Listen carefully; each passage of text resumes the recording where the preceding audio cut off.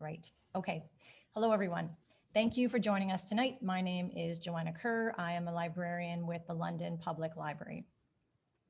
I'm speaking to you from the traditional lands of the Anishinaabe, Haudenosaunee, Huron-Wendat, Lenape, and Neutral peoples.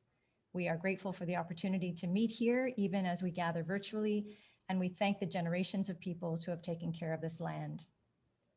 Tonight, we welcome Lois Adamson with the Stratford Festival for the second of our 3-program series on the unique aspects of this year's festival, as well as Margaret Jane Kidney from Western University. While everyone is settling in and logging on, I'll start by sharing a book from the library's collection related to tonight's topic. All right. Okay, so you should be seeing our book tonight, and I'm just going to do one more thing. Nope, I'll do it later. So this book, it's described as an experimental biography of Shakespeare, but also a biography of literature itself, written by Victor Hugo while he was in exile in Guernsey. You can download the ebook in the library's Hoopla collection, and I will add that link to the chat so you can go there and take a look yourself. So this is a new edition, recently published. So I'm going to stop sharing my screen. And then I will add that to the chat where you can take a look if that's of interest. Right. So right now, I'm going to start by introducing Lois Adamson, who will be moderating our session tonight. Lois works as an educator and theater administrator since 2017. She has been the director of education at the Stratford Festival, North America's largest classical repertory theater company. Lois is a certified teacher and holds a master's in curriculum teaching and learning from the Ontario Institute for Studies in Education at the University of Toronto. Prior to joining the Stratford Festival, she worked primarily at Young People's Theatre in Toronto and as a founding member of Shakespeare in the Rough in the city's East End. Hello, Lois. I'm very excited for our program tonight. Thanks, Joanna. Hi, everyone. Thank you for being with us.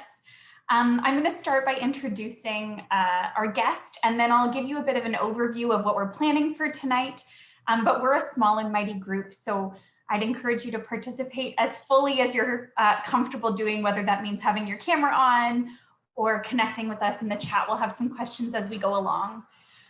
So Margaret Jane Kidney, for those of you who don't know, is a professor of English at the University of Western Ontario, and she's published widely on Shakespearean performance, adaptation, and textual studies. She's also an award-winning teacher. She's currently editing Hamlet for the Arden series, and MJ is a great friend to the Stratford Festival as well, so I'm really excited that you get to meet with her tonight. MJ and I decided that to approach our conversation tonight about A Midsummer Night's Dream, we wanted to make it more of a conversation, so we're gonna talk through some of the particular markers and themes that really grab us about the play, and we'll have a conversation between the two of us, but as I mentioned, we're hoping for your participation. So throughout, we will ask questions. Please don't be shy, or you'll only hear our perspectives, which are limited, let me tell you. So Can I just interject? Do people know how to use the chat function on their screens?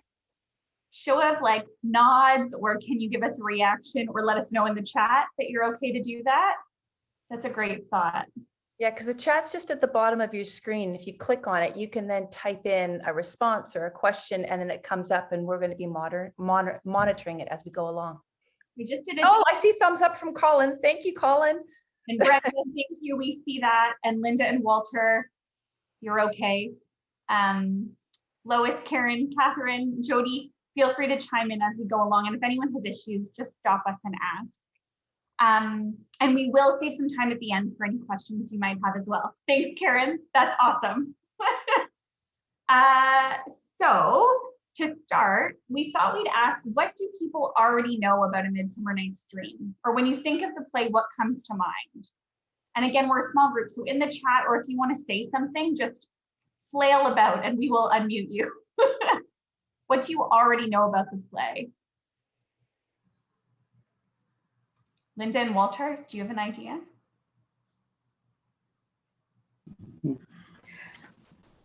Linda? Well, we love this play. We've seen it a number of times, and it's never enough. That's amazing. Anyone else have impressions or feelings toward the play? When I think of it, always what I think of right away is Fairies. Colin says the others are terrible and awesome. And I always think it's a perfect play for a summer festival. Like, I've never seen it in the winter time. I imagine it could work, but to me, it really feels like a play that belongs in the summer. I always like the mechanicals. I have to say, in performance, the mechanicals are my favorite. When I first read it, I studied it at university, and I thought they were the most boring part of the play. Like, I couldn't wrap my head around it. And then I saw it in performance. I was living in England at the time, and I saw the English Shakespeare Company production of it. And I remember laughing so hard I couldn't even breathe. I remember I was on an aisle seat. I couldn't breathe. I was laughing so hard. So I know it's the mechanicals that do it for me at this production. Yeah. Puck is a winter term. Oh, yeah. Thank you. So I guess we thought we'd start by talking a little bit about the setting of the play and the significance of those main settings. So as many of you do know, this play takes place both at the Athenian court and in the woods. And so when you think of the woods or being in nature, what kinds of words come to mind? Being in the woods or nature, for me, things like peace, calm, mystery. Any other thoughts on that when we think of the woods or a natural setting? Fairy tales. Sometimes, like, it is dark, and it's a kind of sort of a morally dark place as well as a physically dark place. Yeah, darkness. You can unmute yourselves now, so chime on in when you think of the woods. It can be scary. Yeah, I think of wildness. Yeah. This play, I think more about music and magic, and it doesn't frighten me. Yeah. Wildness, music, magic. And then what about when we think of the city or the court? Of course, the Athenian court is something specific, and we can talk a bit more about that. But when you think of the city or the court, what comes to mind?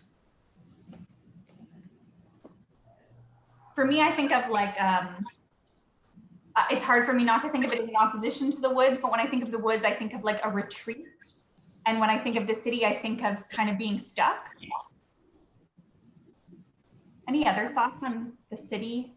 Maybe that's your COVID feeling though right now. It might be influenced by that. Cottage to go to. Yeah, get out into the wilderness a little bit.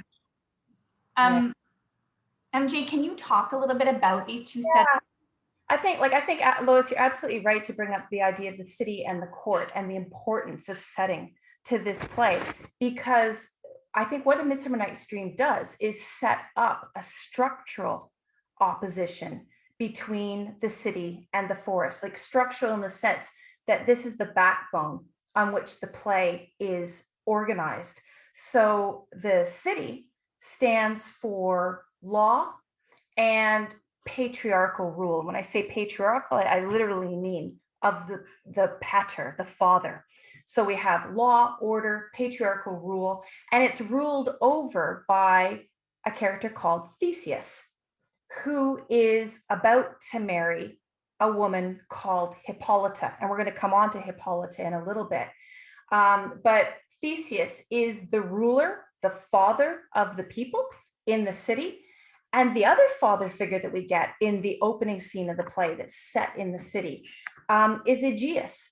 And he is, if you sort of think of Theseus being the father of the people, the father of the state, Aegeus is the father within the domestic realm. He has a daughter, Hermia, that he's trying to, well, we'll talk about this again as well, trying to get her to marry Demetrius, a character that he wants her to marry. So you have this idea of the law of the father organizing the state and organizing the domestic family. Now, the forest, by contrast, stands for freedom from that law So the space, what does the forest represent? The forest represents a space of play. And that is literally so for the tradesmen, the mechanicals who go into the forest to rehearse their play. They are players, they are playing their production of Pyramus and Thisbe, rehearsing it. The forest is also space of magic and potentially also of disorder. And Walter, I think this is what you were pointing to when you talked about magic and the darkness that it can have, that the forest can be a scary place. So it can be a disorderly place that can be freeing if you don't want to marry the man your father wants you to marry, but it can also be restricting and terrifying if you don't understand the systems that are controlling the forest. Now, the forest, there's a kind of parallel structure. Theseus is in charge in the city. Oberon and Titania, husband and wife, are the rulers out in the woods. There's no way to escape the rule of the father within this city. It's not just any city. And I think this is something it's easy to slide by when you're watching the production, even when you're reading the play. This is Athens. Athens is an ancient state whose name is synonymous with the law. So this is Athens that they're escaping from. So these lovers escape to the forest outside the city walls. So I think the question to think about is whether this, what I'm calling a structural opposition, here versus there, city versus forest, actually does provide an opportunity for escape. Is that what we see when we're watching A Midsummer Night's Dream at the Stratford Festival or when we're reading it at home? The forest, as we've said, is a space of danger and confusion. So the lovers face different kinds of threatened violence in the woods, for example. I'll just give you a couple examples of that. Demetrius, if you remember, he is adored by Helena, who follows him into the woods when he follows Hermia and Lysander into the woods. And he just tries to get rid of her. And the way he does that is he threatens her with violence. And that violence, I think, is coded as a threat of rape.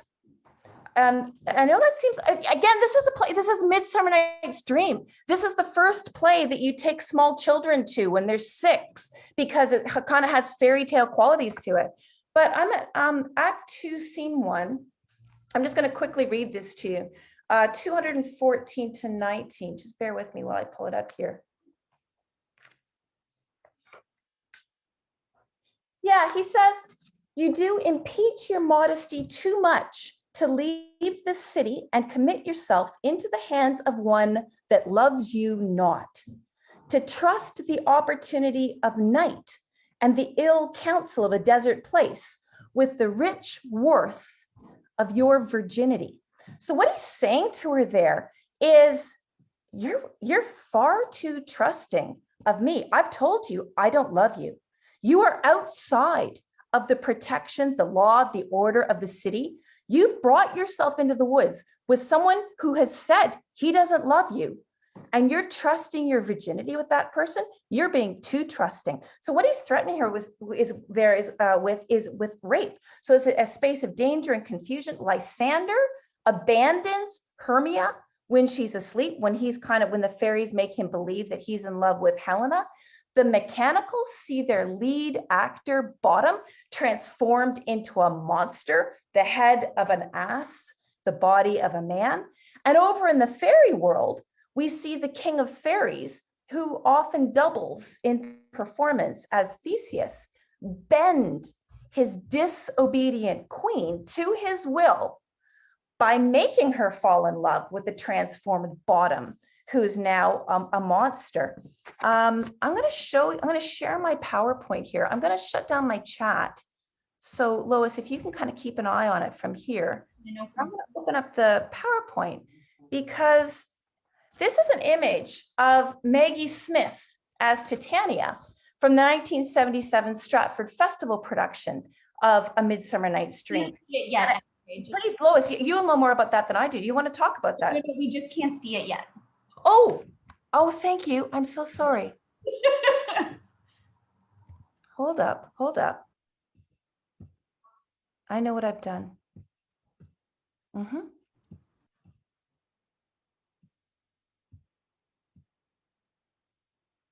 And Success. I think if you just it now? presenter view or play from start. Yeah. Nope, that's fine. Can you see it now? Yeah. Okay, that's great. Thank you for interrupting me and making sure. And actually, Lois, did you want to talk a little bit about that production or just the image? Just what I'm always struck by is the fact that Hippolyta and Titania are always cast by these like cast as these powerhouse women. Like Maggie Smith is playing Titania, and yet as you touch upon, there's this problematic power structure that we always see, and we see her undermined by her partner, and I always find that very interesting. I'm not totally sure what to make of it, but it's something that struck me. I was looking back at archival photos and just seeing the power of this woman juxtaposed by her circumstances. Hit home for me, like the structures around the play and the fact that there is that patriarchal violence and that patriarchal threat is there from the very beginning. Yeah, no, I think that's terrific. I think the question, as we sort of think about that woods and city opposition, the question to ask yourself as you watch the play is whether the forest gives us an alternative to Athens, or if, as Lois was just explaining there, what we get is more of the same when we move into the forest. One question that we didn't ask at the beginning of the session is if anybody here tonight actually has tickets to see The Dream at the Stratford Festival this summer. Is anyone going to be able to see it? The tickets were limited, I know, but was anyone able to pick up tickets to see this Dream? Or are you just coming because you love Shakespeare and want to know about Shakespeare? We like that too. And if you didn't get tickets to the live performance, we are recording all of our shows this summer, and then we'll have those available in the fall. So we can also connect with Joanna to make sure that you are the folks who are made aware of that once they're available in September. This production should be. Yeah. But you know, it's interesting. We're sort of like segueing into the production that's happening at Stratford this summer under the tent, kind of returning to the festival's origins. And Lois and I were going to read an excerpt from the first couple of pages from this year's production, just to give people a feel of the opening of the play. Lois, do you want to, while I get myself queued up here, I think I have to stop share to be able to do this. Yeah. We thought we'd start from the beginning where we see right away the position that Hermia especially is put in, but that kind of thrusts us into the action of the story. It happens so quickly, it's right off the top. So we'll, MJ and I are not actors, forgive us, but we will read this scene between Aegeus, Theseus, and Hermia. Hermia is Aegeus's daughter, and I'll read both Aegeus and Hermia. It should be clear, and MJ will read for Theseus, and just pay attention to I think some of the things that MJ's touched upon in terms of the rules at play here, and how high the stakes are for Hermia. So happy be Theseus, our renowned Duke. Thanks, good Aegeus. What's the news with thee? Well, full of vexation come I, with complaint against my child, my daughter Hermia. Stand forth, Demetrius. My noble lord, this man hath my consent to marry her. Stand forth, Lysander. And my gracious Duke, this man hath bewitched the bosom of my child. Thou, Lysander, thou hast given her rhymes and interchanged love tokens with my child. Thou hast by moonlight at her window sung with feigning voice verses of feigning love. With cunning hast thou filched my daughter's heart, turned her obedience, which is due to me, to stubborn harshness. And my gracious Duke, be it so, she will not here before your grace consent to marry with Demetrius. I beg the ancient privilege of Athens, as she is mine, I may dispose of her, which shall be either to this gentleman or to her death, according to the law immediately provided in that case. What say you, Hermia? Be advised, fair maid. To you, your father should be as a god. Demetrius is a worthy gentleman. So is Lysander. In himself he is, but in this kind, wanting your father's voice, the other must be held the worthier. I would my father looked but with my eyes. Rather, your eyes must with his judgment look. I do entreat your grace to pardon me. I know not by what power I am made bold, but I beseech your grace that I may know the worst that may befall me in this case if I refuse to wed Demetrius. To die the death. Therefore, fair Hermia, question your desires. Take time to pause, and by the next new moon, the wedding day betwixt my love and me, upon that day, either prepare to die for disobedience to your father's will, or else to wed Demetrius as he would. So we're Lois and MJ again. I know we really brought you into but we were struck as we were preparing about this scene. It really hit us. Just in terms of Aegeus's choices as a father, what he's deciding to do. Yeah, I think the thing that always surprises me about this scene is the extent to which Aegeus is prepared to go to protect his authority as a father. And if I just share my screen again, I want to take you back onto my PowerPoint because I pulled up one of the passages that you just heard Lois and I read out loud. And I just want to just put that one in front of your eyes. This is Theseus, and he's talking about his daughter. I beg the ancient privilege of Athens, as she is mine, I may dispose of her, which shall be either to this gentleman or to her death, according to our law immediately provided in that case. So what he's saying is he'd rather kill his daughter than compromise his authority. It's extreme, but I think it speaks to a real tension that existed at the time, in Shakespeare's time, between parental rule and romantic love. You get exactly the same situation in Romeo and Juliet. And you probably remember these two plays were written back to back. There are a lot of correspondences between Dream and Romeo and Juliet. And it's because Shakespeare has kind of both of them in his mind at the same time. But if you remember, Capulet starts the play as a supportive father to Juliet. He'll only agree to let her marry someone if that's the person she wants to marry. But he completely loses it when he finally grasps that Juliet will not marry Paris. And what he says is, "And you be mine, if you be mine," this is Capulet speaking to Juliet, "I'll give you to my friend." He's proposing to do to Juliet exactly what Aegeus wants to do to Hermia, give his daughter to his friend. And he goes on, he says, "And you be not, hang, beg, starve, die in the streets. For by my soul, I'll ne'er acknowledge thee, nor what is mine shall never do thee good. Trust to it. Bethink you, I shall not be forsworn." So what you have here in both of those cases are fathers who are not willing in any way to compromise their authority with unruly daughters. And I think what's going on is that for Aegeus, the marriage of his daughter isn't about love.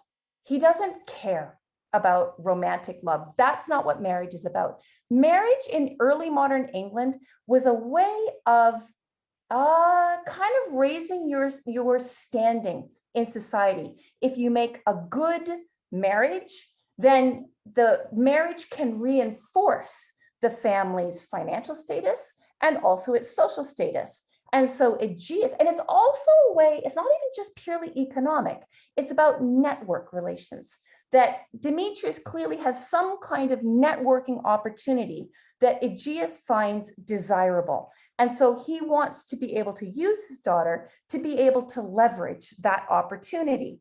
Love has nothing to do with it. And so that's what prompts what I think is Lysander's best line in the play. And let me see if I can, Lysander says, "You have her father's love, Demetrius. Let me have Hermia's. Do you marry him?" I think it's a brilliant line. He says, you two men, you love each other, but you marry each other. Let me have Hermia. But the joke doesn't last for very long because Aegeus really slams down on it. And he replies, scornful Lysander, true, he hath my love. And what is mine, my love shall render him. And she is mine, and all my right of her, I do estate unto Demetrius. So this reply is effectual because Lysander is in danger of just blowing up Theseus's authority in front of the Duke. And Aegeus really locks that down by articulating the logic of state. And remember, I drew that parallel at the beginning between Theseus and Aegeus. So it's a logic of state that Aegeus is working with here. There are three logically interconnected propositions in that short 4-line speech that you can see on your screen. 1, Aegeus loves Demetrius. 2, Hermia belongs to Aegeus. 3, Aegeus will give what is his to his friend Demetrius. And more than that, his closing line emphasizes the language of law. Look at the word he uses, the verb, estate. I do estate unto Demetrius. Hermia is part of his wealth, and he transfers his ownership of that wealth to Demetrius. So we're a long way away from romantic love in terms of the way that Demetrius and Aegeus are talking about it here. So it's like they're just Lysander and Hermia, Demetrius and Aegeus, they're talking at completely cross purposes. I always think it's interesting to weigh up whether you side with Aegeus or Hermia in this scene. And Lois, I'm just going to put you on the spot. What do you think? Who do you, when you're watching the play or reading it, who do you? I always side with Hermia. And I think part of that is that I engage in this play with young people who find Aegeus's like unwavering commitment to the rules kind of comical. Like he so needs to be in charge and reiterates his power. They're like, this is ridiculous.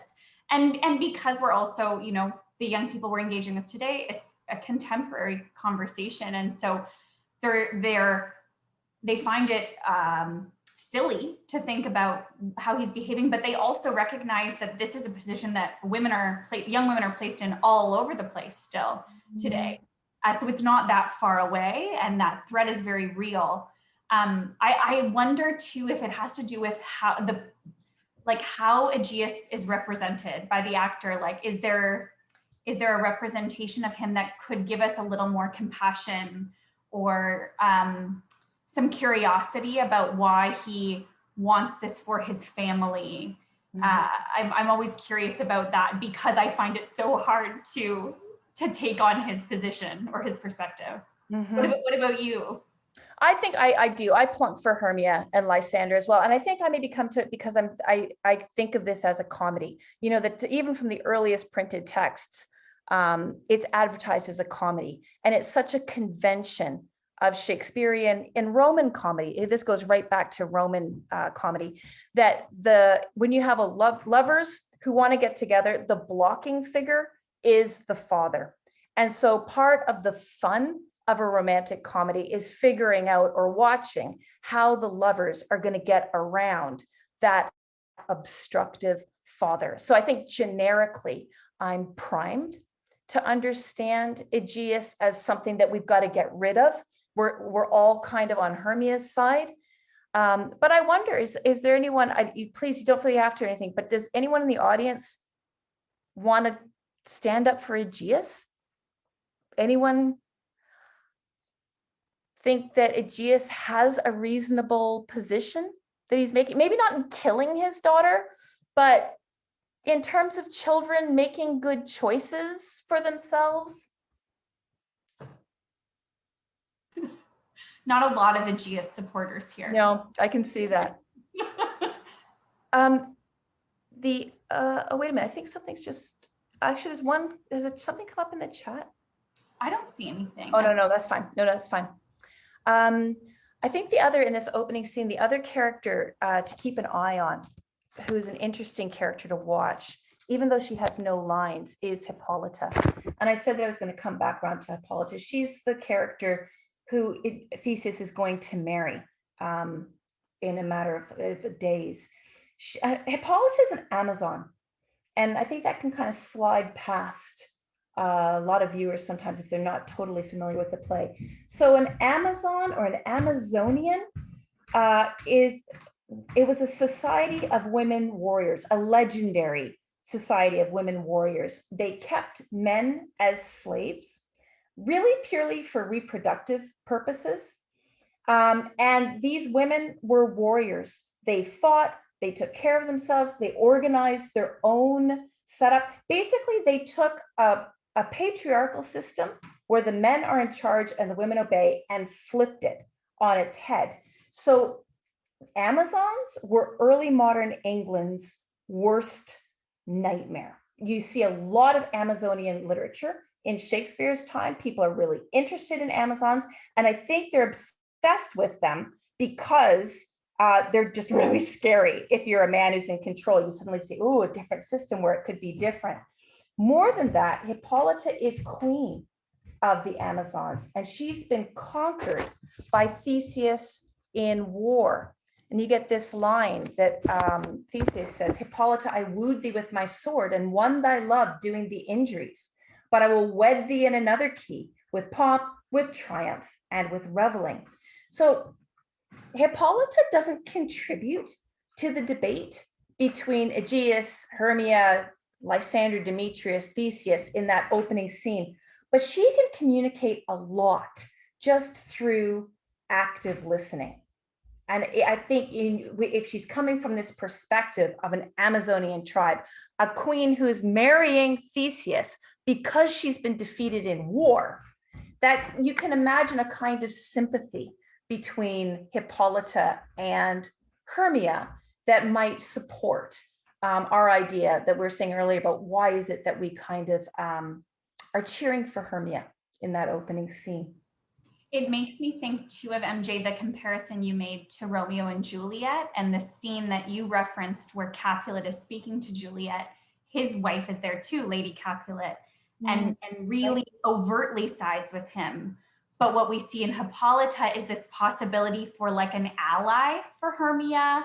And because of the double casting that often happens in this play, we also maybe get to see her as Titania later, where we start thinking about her differently, her power differently, and the magic of this play. Because it's a comedy, as you say too, we have hope that things are gonna turn out differently.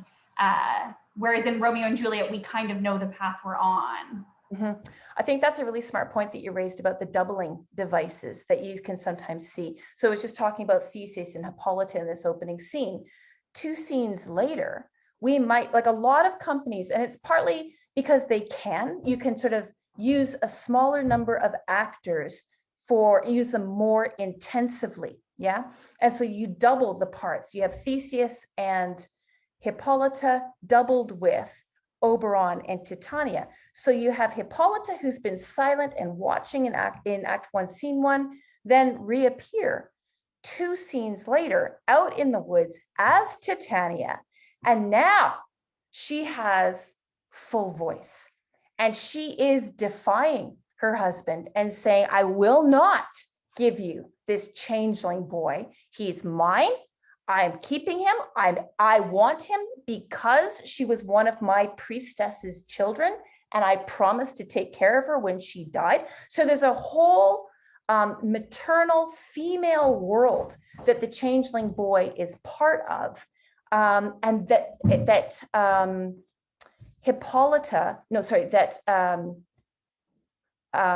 Titania is fighting to protect.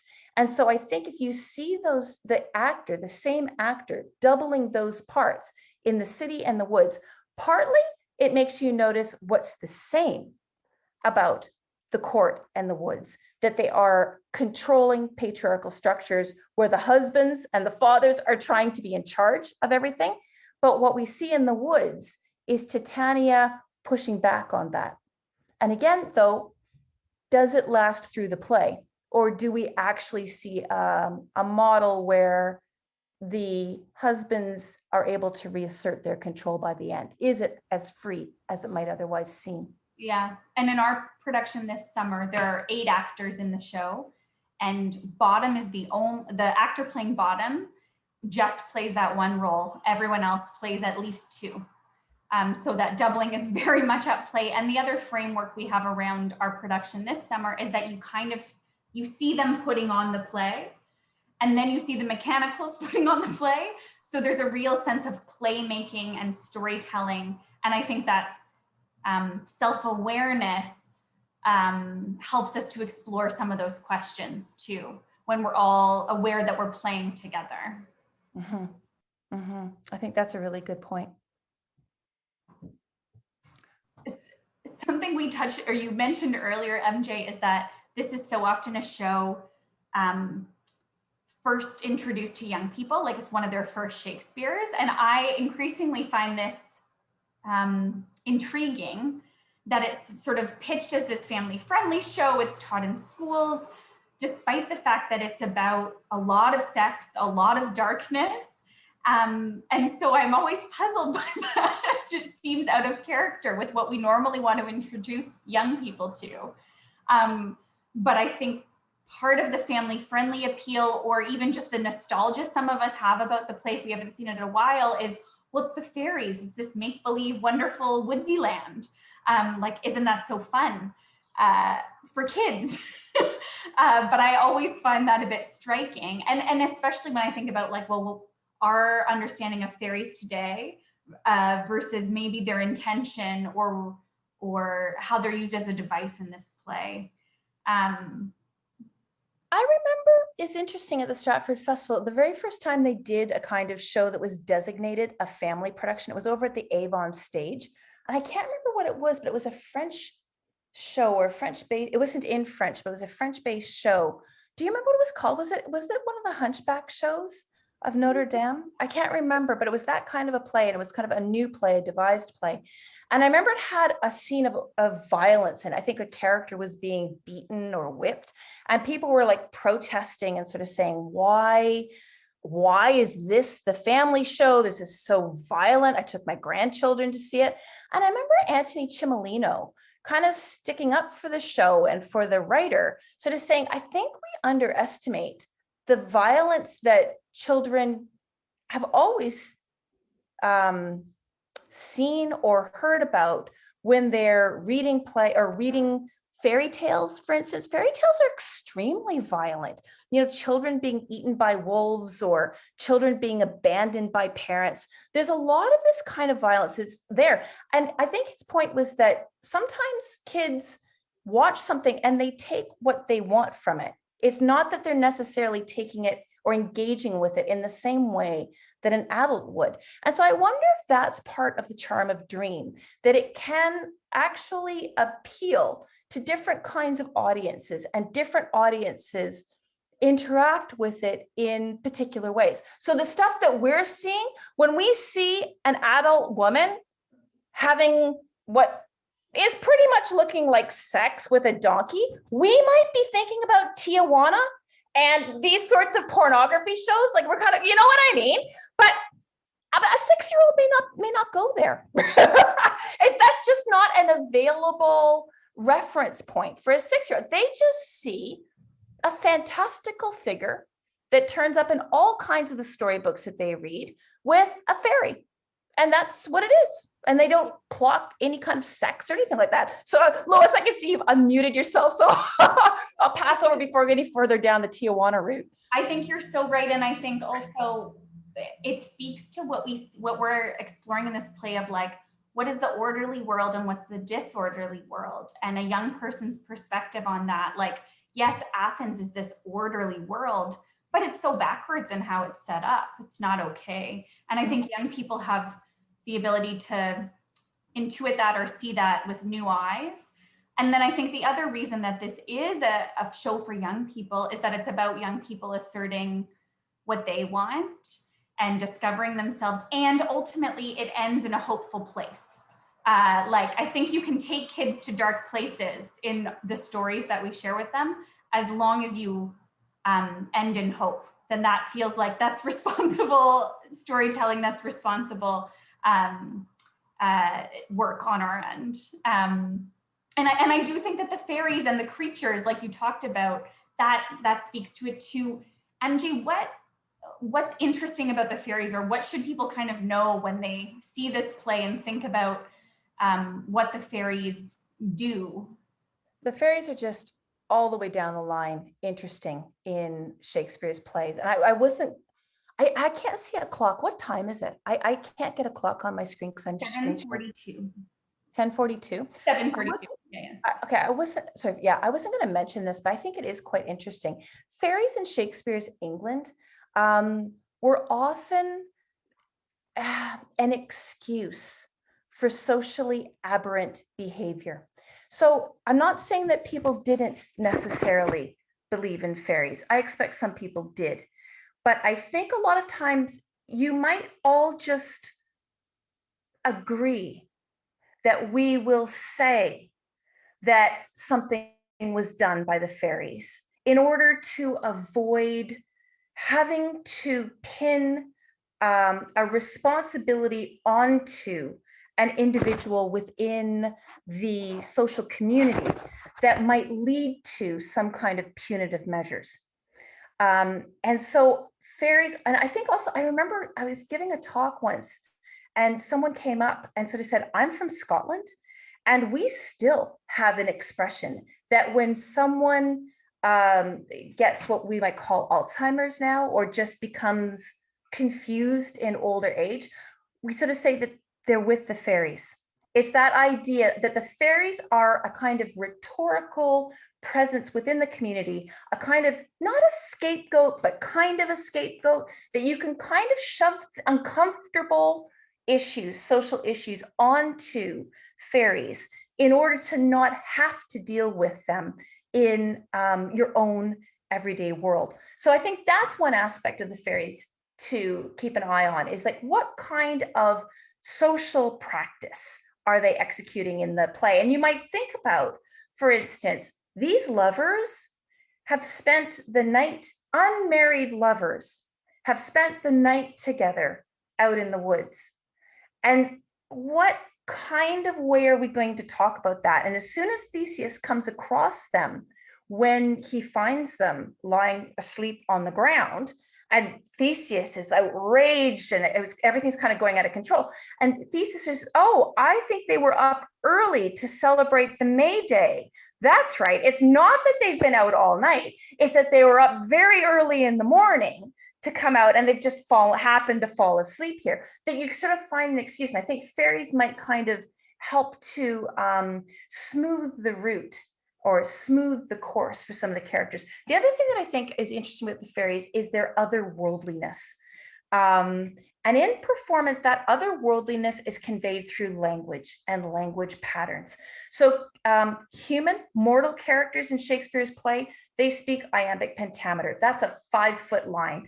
And I'm sure you're familiar with that da-dum, da-dum, da-dum, da-dum, da-dum rhythm. That's the kind of iambic pentameter rhythm. Or else they speak prose. The rude mechanicals, unless they're acting in the play, speak in prose.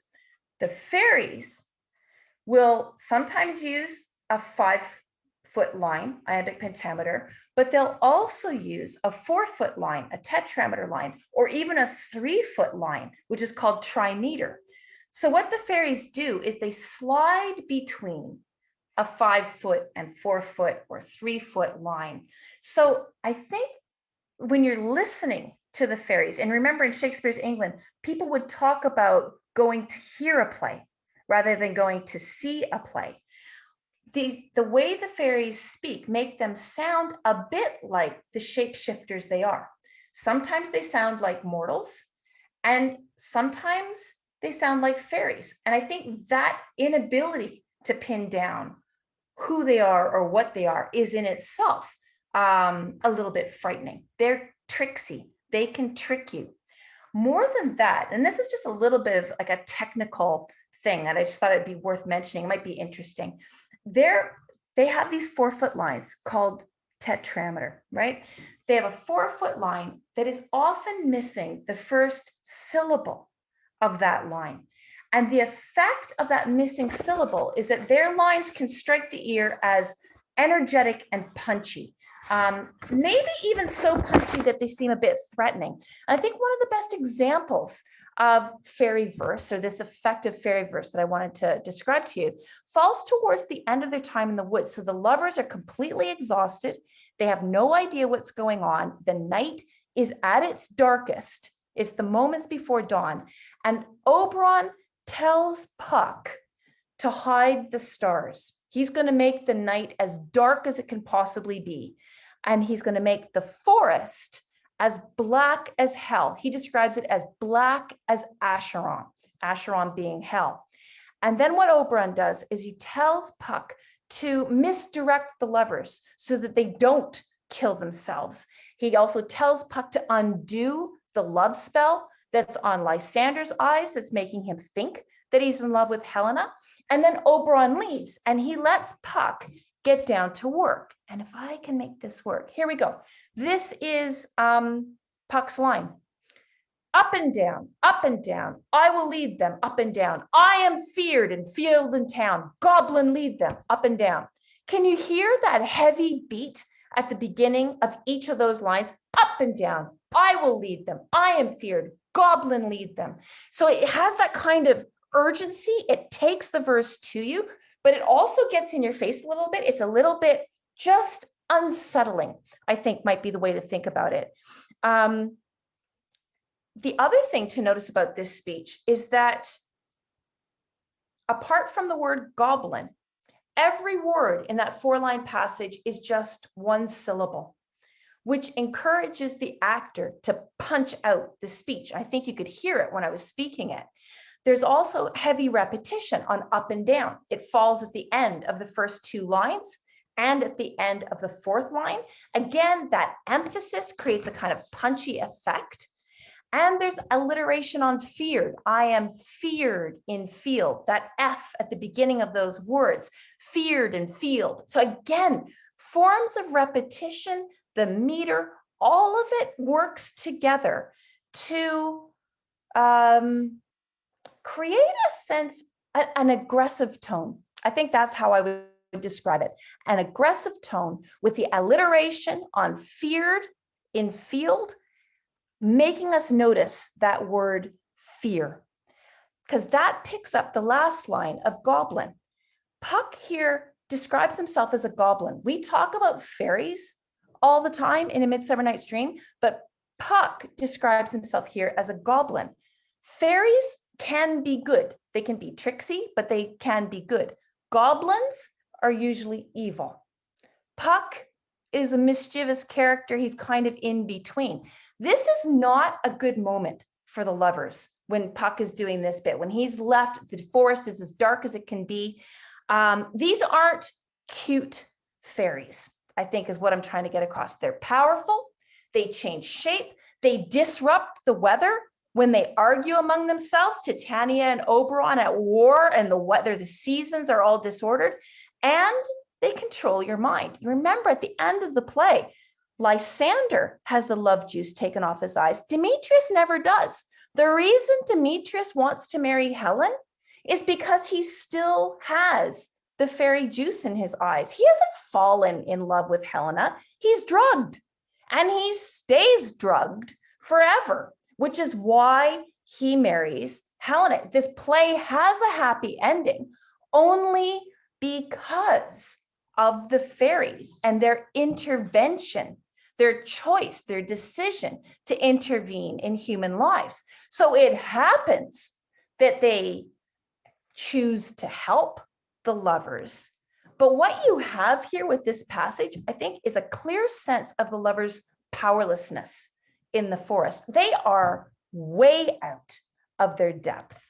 And so, yes, that forest offers a kind of freedom from the city, but it's dangerous. It's dangerous. I'm just conscious of time, and I wonder if I think so. Yeah, before we open it up to questions, is there anything, MJ, you wanted to say about the mechanicals? It's something we talked about at the beginning. It's one of your favorite parts of the play, the mechanicals who we see putting on this play of Pyramus and Thisbe. The only thing I think I'd want to mention about the mechanicals, because I know time is tight and we want to leave some room for questions. I think I'd want to talk about the play that they put on. This play called Pyramus and Thisbe. The lovers wake up from the forest and they're kind of in wonder about what it is that they've seen. We know what they've gone through, but they don't quite know what's going on. But then when they move into Act 5, they become cruelly mocking of the actors. So they leave Act 4. They leave the forest talking about the dream that they feel that they've had, wondering what it is that they've experienced. But when they come into Act 5 and watch the play within a play, they've lost that capacity for self-reflection.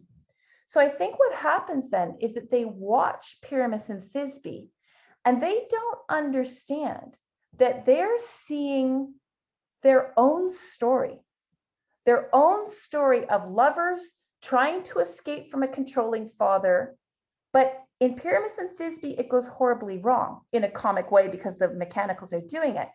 In Pyramus and Thisbe, they end up dead. Whereas in this play, they end up alive and married and celebrating their weddings with Theseus and Hippolyta only because of the fairies' participation.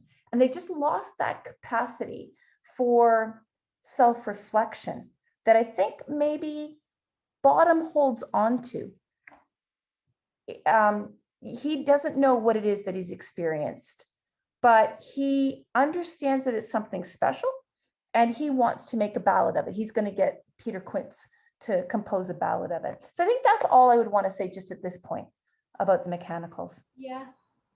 Well, maybe that's a good place to stop and open it up. If there are any questions, we have a few minutes left. If you have questions about this play, anything that we've shared or anything about the Stratford Festival and this season or this production this season. We'll just keep an eye. I see. Jean Wilson has her hand up. Jean, can you unmute yourself? I think I just did. Did I? Okay. Yeah. Okay. Thank you. This has been fascinating. I've never really liked this play. I've never understood it. It seems like just such an accessible play. Yeah, Midsummer, Dream in the Park and all this. And I've never wanted to see it because my experience of it was confusing and it made no sense. Tonight, you've opened up so much. Thank you.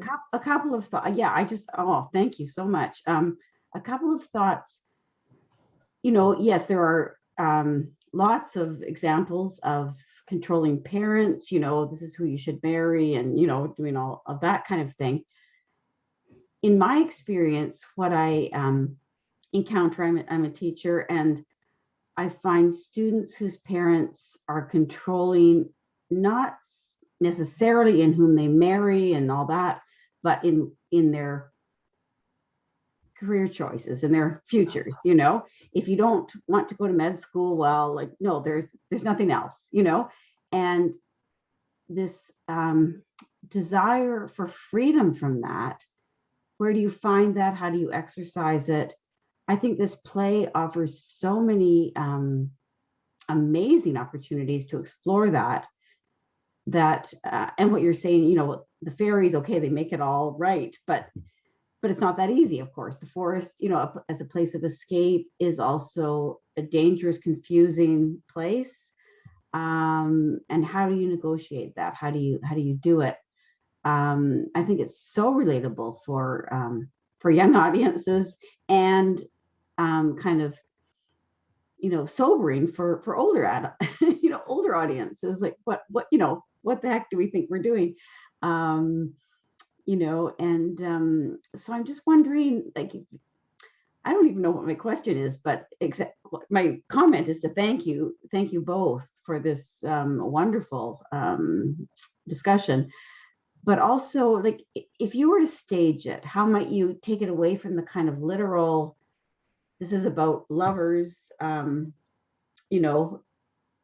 being caught with a controlling father, how might you transpose that into terms that I think a broad range of people could relate to, even though, you know, they're ostensibly free to marry who they want, to fall in love and whatever, but career-wise, you know, life choices wise, not so much. You know what I think I might do? I think I might teach Henry IV Part 1 instead. You know, I honestly, sometimes I know I'm kind of being facetious because I know you're sometimes stuck with the curriculum and you have to teach a Midsummer Night's Dream. But Henry IV Part 1 has this character of Hal, the son who is the heir to the throne. And his dad wants him to be doing what he's supposed to be doing, behave like the heir to the throne. We never see you here at court. He's off gadding about in Eastcheap, hanging around with scoundrels and thieves and all of this kind of stuff. So he's really just doing what he wants to do and not paying attention to what his father wants him to do in terms of, and I know to be heir to the throne is an odd career choice. And yet, I'm sure Will and Harry might have opinions about this. It is a very controlled life, right? But what Henry is talking about in that play is that he's finding his own training model for kingship. And so for him to live with the people he will govern, to learn what it looks like in the different social echelons, not just at the top in the court. For him, that's the education he thinks he needs to be a good king. Of course, Henry IV goes on to be, Henry IV's son goes on to be Henry V, who wins at Agincourt, this sort of celebrated king, right? So in a way, I wondered if that might be an interesting way to get at this idea of career choices, and that sometimes a career choice like the arts, for instance, doing that at university level or enjoying it at high school, right? Whatever the arts is that you're working on, whatever form of art it is that you're interested in, that actually, and this is absolutely true. Oh my God, I wish I could kind of preach this from the mountains over and over again. It leads to jobs. People with arts degrees get good jobs as much as scientists do.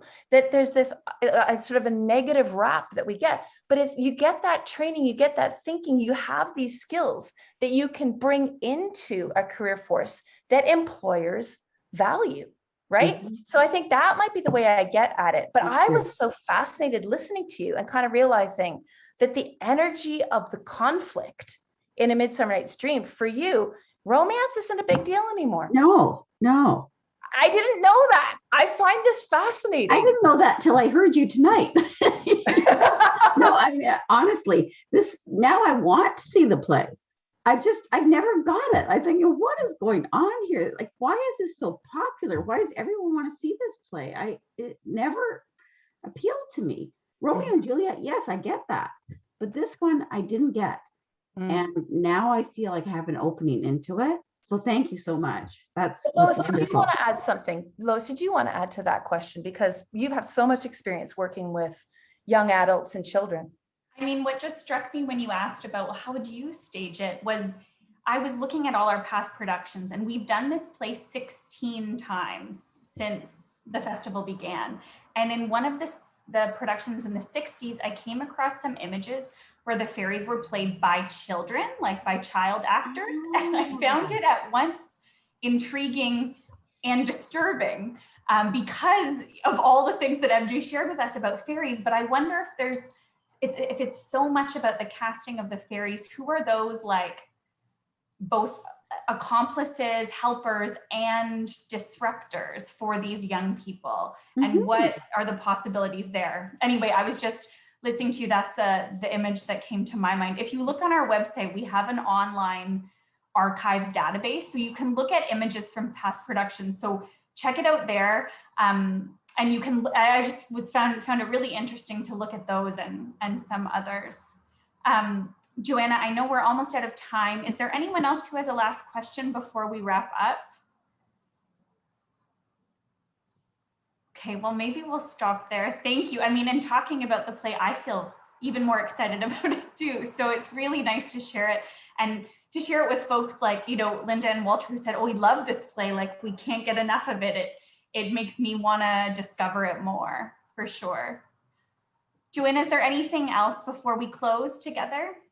Thanks, Lois. Well, I'll just say one more thing, just so people can know about our last program in the series for this. So I'll just share that our last program is happening on Tuesday, August the 10th, at the same time as this one, 7 p.m.